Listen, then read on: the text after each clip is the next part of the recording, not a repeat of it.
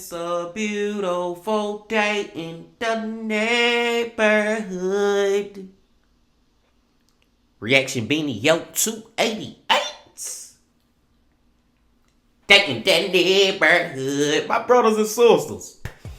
Real talk, y'all, real quick, man. And I mean this, y'all. I really mean this from the bottom of my fucking heart. I mean this shit. I appreciate each and every one of y'all that come through, watch all the videos with me, the ones who comment, like, all that. Like, that shit really, like, means the world to me. No cap, no bullshit, no nothing. And we ain't even at 1,000 subscribers yet, y'all. I think we at like 750 plus subscribers now. We almost at that 1,000. And it's like, when we do get to that 1,000 subscribers, like, that shit, like, to me, getting to 1,000 subscribers, and I'm not lying, I'm being for real. Getting to 1,000 subscribers to me will feel like I just got to 100,000 subscribers. You know what I'm saying? Like, that, this shit really, like, is a big deal to me, to know that it's y'all out there, my brothers and sisters, that really fucking with me, man. I really appreciate y'all. I've been checking out the comment section lately. I've been seeing y'all hit that like button. And one thing I admit this, real talk, I haven't really been like engaging with y'all as far as in the comment section like I should. But I promise y'all, this day forward, moving on, I'm gonna try to engage with as most, you know, if y'all come in, I'm gonna try to reply back to as many of y'all I can, and just to get to know y'all more. You know what I'm saying? I feel like in these videos, y'all getting to know me. Y'all know how crazy I be acting and all that shit. Y'all know who I am. But I wanna get to know y'all more. I really wanna do that, y'all. So, long story short, long. I appreciate the hell out of y'all, and we building this house up, and once it become a mansion, or even before it become a mansion, the more we just build it up, the more I'm gonna give back to y'all. That's my main goal with this YouTube shit, is most of the ad revenue or money, however you make it, I wanna give a lot of it back to y'all. And I swear, on my life, that's what I'm gonna do. I digress.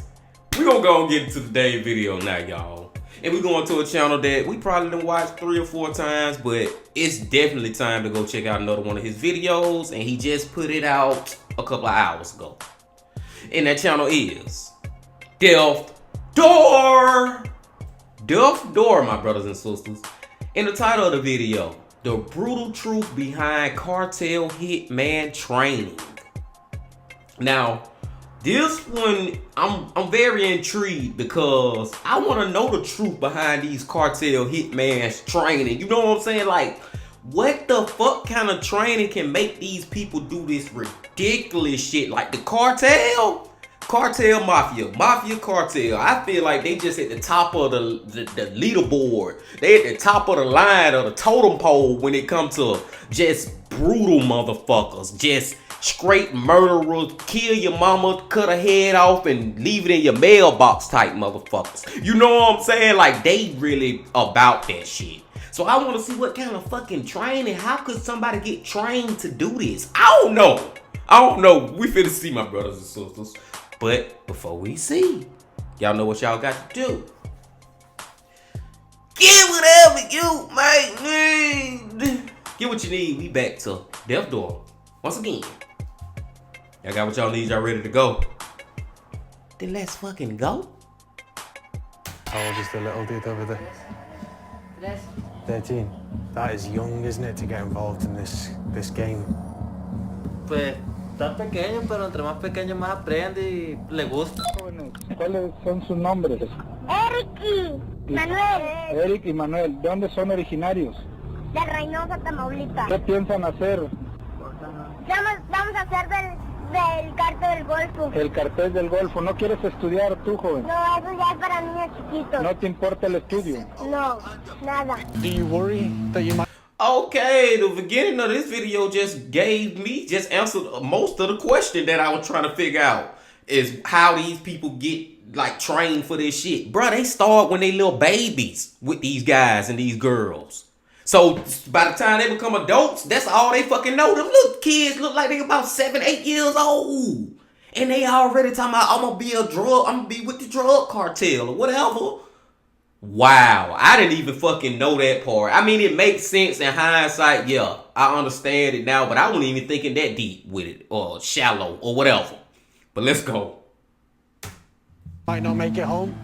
Es difícil, es una parte muy difícil porque está de por medio mi vida. There are two ways you can look at a cartel hitman. One, vile, brutal men who take pleasure in causing pain and suffering. Two, vulnerable teens manipulated into killing with the promise of power and money. Both are true.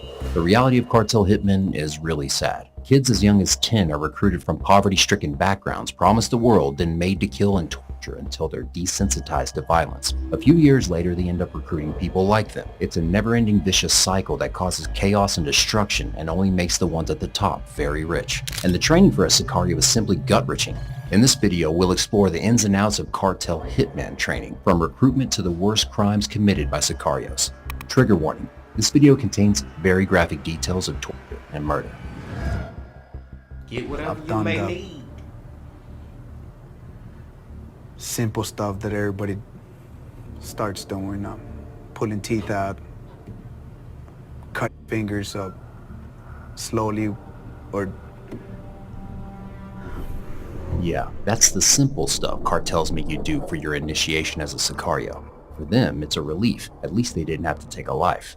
This ex-cartel hitman was just 13 when he was recruited by a cartel and forced to kill someone. I was going on 13 years old the first time I took a life. It's just one day, I mean, got invited to Mexico. I didn't know what was going on at first. And I see about 6 people kneeling down. Then the individual, the person in charge, they start laughing, and I think they saw that scared, panicked look in my face and asked me if I had ever killed somebody. When he said yeah, everybody started laughing again. They knew he was lying, and they knew he was going to have to kill that person right there and then. As soon as you step into a cartel, you're imbued with a sense of kill or be killed. Sometimes the Sicarios in charge literally tell you, either join us or get shot in the head. So your first murder becomes survival. You do what you have to just to stay alive. He pulled out a handgun, told me to kill that person, the one kneeling in front of him. And I just shot him. Crazy. And he said he was putting me on his payroll. When you join an army, you get trained to aim, shoot, defend yourself, and so on. When you join a cartel, you're just given a weapon and thrown into the real world. Many Sicarios end up dead or in prison within a few years. They're just scared teens with zero training and fear for their lives. You don't practice with paper targets. It's a constant war zone. You practice with live targets. The people we were using as targets were rival cartel members. There used to be 50, 60, sometimes over 100 people, just like cattle for the slaughterhouse. This is a real story. Sometimes cartels gather up dozens of rival cartel members and wait for the right moment to kill them all. They shove them into a house and invite them to play a game. If you've seen the Saw series, this is the kind of game I mean. They tell them, look, man, if you can make it out of here alive, we'll give you your freedom. These poor people run for their lives as the Sicarios shoot them down. Sometimes the rival cartel members get a hold of a weapon and a bloody war ensues. It's a true horror show. And this is the... That is like a true horror show for real, man. I don't know how many of y'all out there remember the movie Saw. And it's funny that we watching this video and he said something about Saw, because I seen earlier on YouTube that they just dropped a trailer for Saw 10. Now, I was a huge Saw fan. I literally watched all the Saws that came out so far. But what I'm saying is, imagine that shit in real life. And that's what these drug cartel was doing to people. Was really playing a game with them. Man, bro, I'm so blessed. Listening to the shit like this, and I'm not even just the victims, even him. I'm so blessed that I didn't have to grow up with what he had to go through. God's good, man. Count your blessings. The kind of training teens like this ex-hitman experience. Jóvenes, ¿cuáles son sus nombres? Eric y Manuel, Eric y Manuel, ¿de dónde son originarios? de Reynosa, Tamaulipas. ¿Qué piensan hacer? Vamos a hacer del cartel del Golfo. El cartel del Golfo. ¿No quieres estudiar tú, joven? No, eso ya es para niños chiquitos. ¿No te importa el estudio? No, nada. These two boys thought education was for little kids, but just how old were they? Cartels are really good at indoctrination. When you're not part of the cartel, you hear the same thing over and over again. That cartels are cool or badass. That joining the cartel makes you powerful, rich, and earns you the respect you want. You even see El Chapo hats for sale and hear narcoritos playing over the radio. With a little luck, you may stumble upon a TikTok video from a sicario bragging about the money he's made from the cartel. Ven todo este dinero que tengo aquí. Yo no lo gané robando ni siendo narco. Ah, no, siendo narco sí. It sounds like the best, if not the only, way to get rich fast and become popular. The problem is, propaganda never shows you the dark side. The constant propaganda, danger, extreme violence, trauma, PTSD, and moral degradation, those are all left out. And guess who is the most prone to falling for this kind of indoctrination? That's right, young kids from poor backgrounds. Some come from households destroyed by drugs or mental health issues. Others come from poor farmers' families that live hand to mouth and show no promise of changing for the better. This is the story of Pablo Escobar, El Chapo, and El Mencho. All of these ruthless, violent men started out as poor boys desperate to make ends meet. Once they did, they learned they really liked power. Then they were willing to do anything to get to the top and maintain their position of power. That's the problem with cartel hitman training. You're enticed with the promises of money, power, protection, and respect, but you don't always get those. Instead, you get desensitized to extreme violence, and some sicarios start getting a real kick out of it. The best example here is Miguel Trevino Morales. There was the summary beheading of 200 migrants, the casino fire which killed at least 50.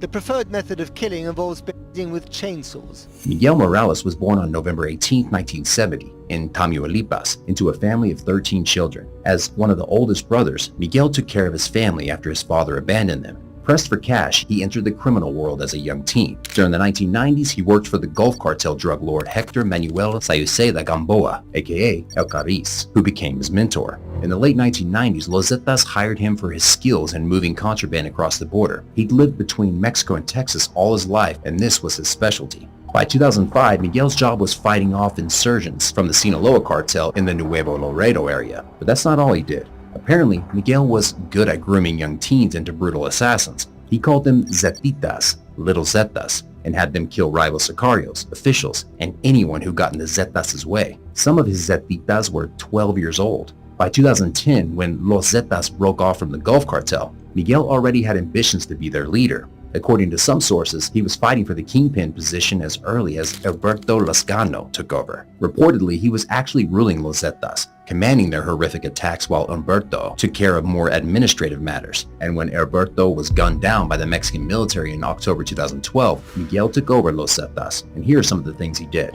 In August 2010, Miguel had Los Zetas kill 72 undocumented immigrants on the mere suspicion that they might end up recruited by the Gulf Cartel. The next year, he stopped a group of buses headed from Texas to Mexico. Over 200 people were kidnapped and taken to a ranch in San Fernando. There, Miguel and his Zetas sicarios violated dozens of women, forced men to watch, then forced the men to fight each other to the death. Whoever survived, he tortured to death and laughed as they screamed and cried.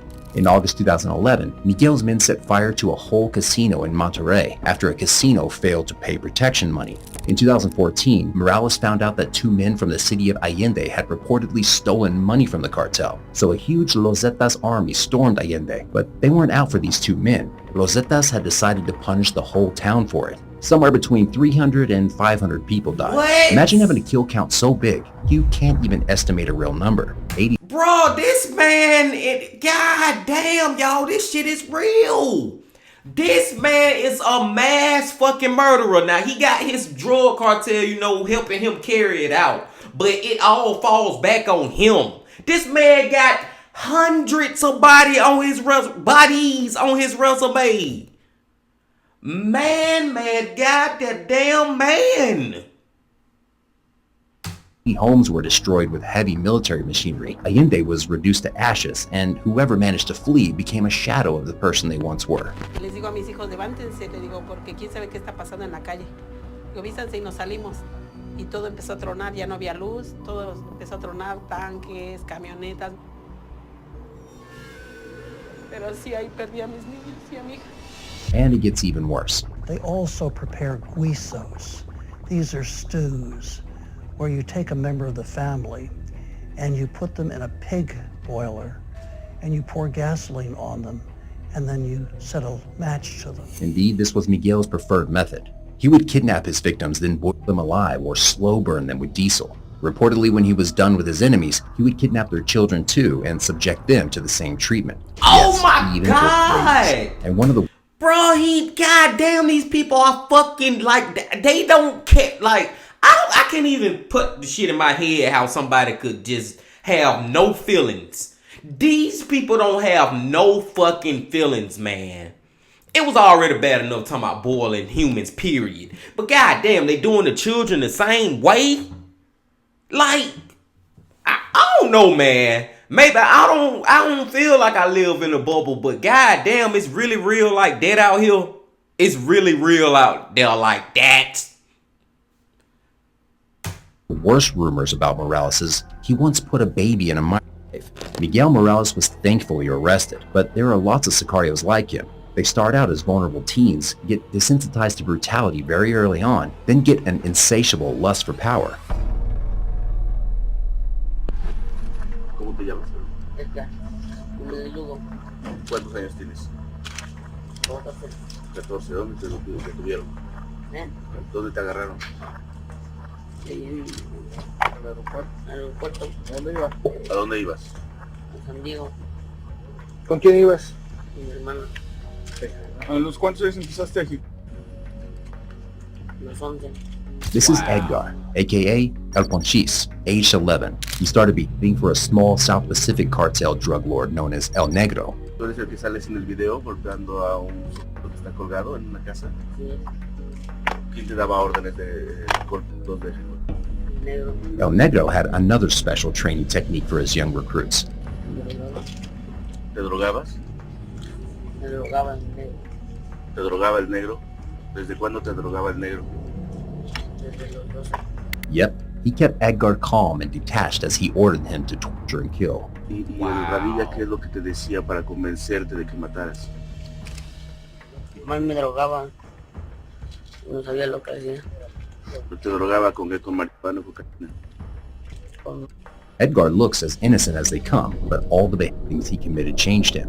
At the time of his arrest, he was completely detached and confessed he wasn't afraid of the consequences. ¿Tienes miedo? ¿Qué? ¿Tú tienes miedo? No, ¿No tienes miedo? ¿Sabes lo que va a pasar? sí, ¿Cuántos ejecutan? a 4, ¿Cómo los ejecutan? ¿eh? ¿Cómo los ejecutan? Los dejé. Sheesh. Many young sicarios like Edgar end up in prison or dead, killed by rival cartels or the police. Yet whenever they appear on camera, they seem at peace with their job. Allá sembramos mota, sembramos sofia y otros negocios que no queremos que vea la gente ni el gobierno. Do the police ever come by here, you know? Así han llegado a venir, pero solo pasan por caminos y uno ya mismo, pues muchas veces le da dinero a uno, 20,000, 50,000 pesos para que no te metas en 15 días. As a sicario, you also have to deal with the police. The first option is always bribery. If the officers accept money, then the soldiers don't have to resort to violence. But sometimes, the police are really corrupt. Otra vez quieren mujeres y eso. So the police come here and you bribe them with women. Es lo que piden y es lo que le damos. Si ellos vienen en buen plan, pues nosotros en buen plan, nosotros cooperamos con ellos. Y si ellos vienen en modo agresivo contra nosotros, pues nosotros nomás repelemos la agresión. What about the And see, this goddamn just showing me that it don't matter where you from in the world, all police are fucking crooked. And let me take that back. I'm not talking about every single police officer, you know what I'm saying? I'm talking about every department. It's some bad apples in every bunch of any police out there, period, man. It's always some bad motherfuckers, man. Bro, I swear to God, man, I would not ever go visit none of these places, not only you got these crazy killing psycho, don't care about nothing motherfucking drug cartel people, but you also got to worry about the police actually condoning it just because they getting paid a little money or they getting a little pussy from the damn drug cartel ladies. I ain't even trying to be funny, man. Like, there is nowhere in hell I would ever visit. I'm not going there. I'm not going. Women's consent. And what happens if a woman doesn't agree to the horrible exchange? And just what does the cartel classify aggression as? After all, they deal with it every day. They must have a pretty high threshold for it. The answer is the exact opposite. Cartel soldiers have a low threshold. Anything can be understood as aggression, even an officer looking at them the wrong way. And this is because all they've known is extreme violence. Violence is their solution to anything. This is the real problem. A cartel hitman will eventually kill someone, probably in the first months working for the cartel. Have you all, like, killed people with these guns? Pues sí, pero si no conoce la gente, el problema que mate pues uno de compañeros, alguien conocido, pues familia. Pero yo supongo que si no lo conoce uno no siente nada. Reminding Edgar's lack of fear or desensitized monsters like Miguel Morales. It's like another human being. Does that ever, like, weigh on the conscience? You know, you think about it. Pues no. No es difícil porque si no lo llevan a uno. In a dog-eat-dog world, cartel soldiers learn they have to shoot first, and so the violence never stops. If you always think it's them or us, then you're prone to taking a life before yours is even in danger. In other words, sicarios are always afraid and paranoid that someone is trying to kill them. They're aware of the constant danger, and their only response is more violence, which only perpetuates the danger. Yo creo que la violencia no se va a acabar. Porque tenemos que imponer el terreno a nosotros, pues. The only hope to stop the dangerous game is people like this 13-year-old soldier. Por las drogas ya no se van a pelear y no se van a matar. If you get asked to carry on the family business, selling drugs, will you say no? No, pues estudiar veterinario. Me gustan mucho los animales. ¿Qué es tu favorita animal? Las vacas. However, his family thinks he fits in perfectly with the cartel. How old is the little dude over there? 13. That is young, isn't it, to get involved in this game?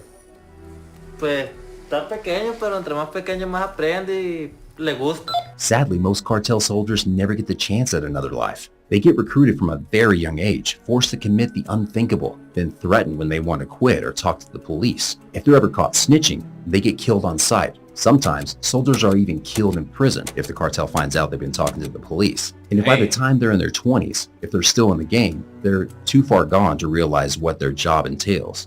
Do you consider yourselves kind of like terrorists? No, nomás lo que hacemos, nada de otro tipo de acto contra la sociedad que esté mal.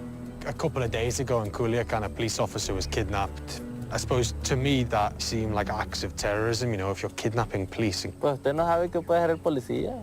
Muchas veces es un policía corrupto que hacen cosas indebidas. Pero alguna razón haber tenido para ese hecho, no a nadie lo levanta nomás por puras ganas. This just goes to show how deep cartel indoctrination goes. Most of these soldiers simply don't question their actions. Working for a cartel is illegal and morally wrong in every way imaginable. In short, you know how these people are, man, for real.